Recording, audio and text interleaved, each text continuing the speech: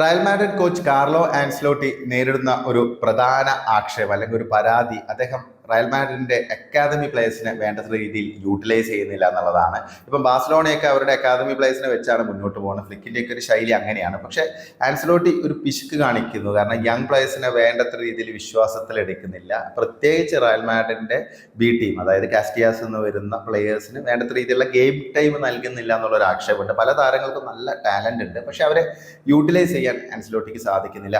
കുറച്ച് താരങ്ങളെങ്കിലും ടൈംലി വളർത്തി കൊണ്ടുവരാൻ അദ്ദേഹം ശ്രമിക്കുന്നില്ല. അദ്ദേഹം എപ്പോഴും ഈ എസ്റ്റാബ്ലിഷ്ഡ് ആയ പ്ലേയേഴ്സിനെ കൂടുതലായിട്ട് ബാങ്ക് ചെയ്ത് റിസൾട്ട് ഉണ്ടാക്കാനാണ് ശ്രമിക്കുന്നത് എന്നുള്ളതാണ് ഒരു പരാതി. എന്തായാലും ആ ഒരു പരാതിക്ക് ഒരു പരിധിവരെ പരിഹാരം കണ്ടെത്തിയിരിക്കുകയാണ് ആൻസ്ലോട്ടി. കഴിഞ്ഞ മത്സരത്തിൽ ലഗാനസിനെതിരെ കോപ്പ ഡെൽറേ ക്വാർട്ടറിൽ അദ്ദേഹം ആർദാ ഗുലറിനെയും എൻട്രിക്കിനെയും ഒക്കെ സ്റ്റാർട്ടിംഗ് 11 തന്നെ ഇറക്കിയിരുന്നു.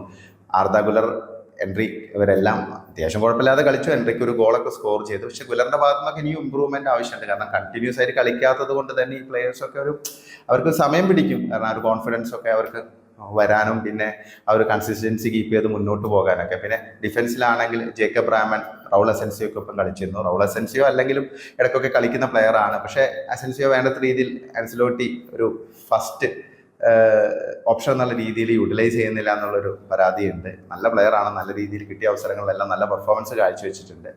ഇപ്പം ജേക്കബ് റാമന്റെ പെർഫോമൻസ് അത്ര അപ് ടു ദ മാർക്ക് ആയിരുന്നില്ല. പക്ഷേ ഒരു അരങ്ങേറ്റ മത്സരം കളിക്കുമ്പോൾ സ്വാഭാവികമായിട്ടും ആ ഒരു പ്രഷറൊക്കെ ഉണ്ടാവും. അപ്പം ഇങ്ങനെ കൂടുതൽ ഗെയിം ടൈം ലഭിച്ചാൽ മാത്രമേ ഉള്ളൂ, നിർണായക അവസരങ്ങളിലൊക്കെ ഗെയിം ടൈം ലഭിച്ചാൽ മാത്രമേ ഉള്ളൂ ഇത്തരം താരങ്ങൾക്ക് വളർന്നു വരാൻ പറ്റുള്ളൂ. പക്ഷേ ഈ മത്സരത്തിൽ ശരിക്കും ഈ ഒരു മത്സരം ഹൈജാക്ക് ചെയ്തത് ഗോൺസാലോ ഗാർഷ്യ എന്ന് പറയുന്ന 20-കാരനായ യങ് ഫോർവേഡ് ആയിരുന്നു. സബ്സ്റ്റിറ്റ്യൂട്ട് ആയിട്ട് വരുന്നു 82-ാം മിനിറ്റിൽ. ഇഞ്ചറി ടൈമിന്റെ 3-ാം മിനിറ്റിൽ വിജയ ഗോൾ നേടുന്നു. 2-2 എന്നുള്ള രീതിയിൽ സ്കോർ നിൽക്കുന്നു ലഗാനസിനെതിരെ. മത്സരം എക്സ്ട്രാ ടൈമിലേക്ക് നീങ്ങുന്ന ഒരു അവസ്ഥയിലാണ് ആ ഒരു വിജയ ഗോൾ ഒരു ഹെഡറിലൂടെ ഗോൺസാലോ ഗാർഷ്യ നേടുന്നത്. 20 വയസ്സ് മാത്രമുള്ള വൈബ്രന്റ് ആയുള്ള ഒരു ഫോർവേഡാണ്. ശരിക്കും അവിസ്മരണീയമായ ഒരു മത്സരമായി ഗാർഷ്യക്ക് അത് മാറി. കാരണം ഗാർഷ്യയുടെ ഒരു ടാലന്റ് ലോകത്തിന് മുമ്പിൽ തെളിയിക്കാനുള്ള ഒരു അവസരം കൂടിയായിരുന്നു. ബ്രാഹിം ഡിയാസിന്റെ ഒരു ക്രോസിൽ നിന്നായിരുന്നു ഒരു കിടിലൻ ഹെഡർ. നല്ലൊരു ഫിനിഷറാണ് ഗോൺസാലോ ഗാർഷ്യ. ഗാർഷ്യക്ക് കൂടുതൽ ഗെയിം ടൈം ലഭിക്കുകയാണെങ്കിൽ നല്ലൊരു ഫിനിഷറായിട്ട് റയൽ മാഡ്രിഡിന്റെ നല്ലൊരു ഗോൾ സ്കോറിംഗ് അല്ലെങ്കിൽ ഒരു ഗോൾ സ്കോറിംഗ് ഓപ്ഷനായിട്ട് മാറാൻ സാധ്യതയുള്ള ഒരു പ്ലെയറാണ്. തകർപ്പൻ ഫോമിലാണ് കാസ്റ്റിയസിന് വേണ്ടി കളിച്ചുകൊണ്ടിരിക്കുന്നത്.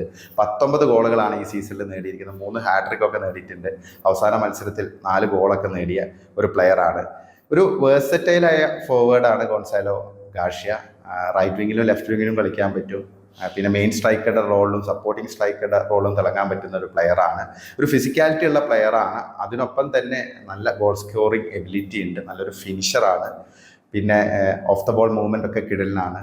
അത്യാവശ്യം ഏരിയൽ എബിലിറ്റി ഒക്കെ ഉള്ള ഒരു പ്ലെയറാണ്. അപ്പം ഇത് ഒരു ടാലൻറ്റഡ് ആയുള്ള ഒരു പ്ലെയേഴ്സിൻ്റെ ലിസ്റ്റിൽ പെടുന്ന ഒരു പ്ലെയർ തന്നെയാണ് ഗോൺസാലോ ഗാർഷ്യ. അപ്പോൾ ഗാർഷ്യ ഇപ്പം ഹെഡ്ലൈൻസിലൊക്കെ ഇങ്ങനെ വളരെ സജീവമായിരിക്കുകയാണ്. കാരണം ആ ഒരു വിജയ ഗോൾ നേടിയതോടുകൂടി ആ യങ് പ്ലെയറുടെ മൂല്യമൊക്കെ ഉയർന്നിരിക്കുകയാണ്. ഇപ്പം മത്സരശേഷം ഗോൺസാലോ ഗാർഷ്യയോട് ചോദിച്ചപ്പോൾ അദ്ദേഹം പറഞ്ഞ എൻ്റെ ഐഡൽ എന്ന് പറയുന്നത് ക്രിസ്ത്യാനോ റൊണാൾഡോ ആണെന്നാണ് പറഞ്ഞത്. സ്വാഭാവികമായിരിക്കും.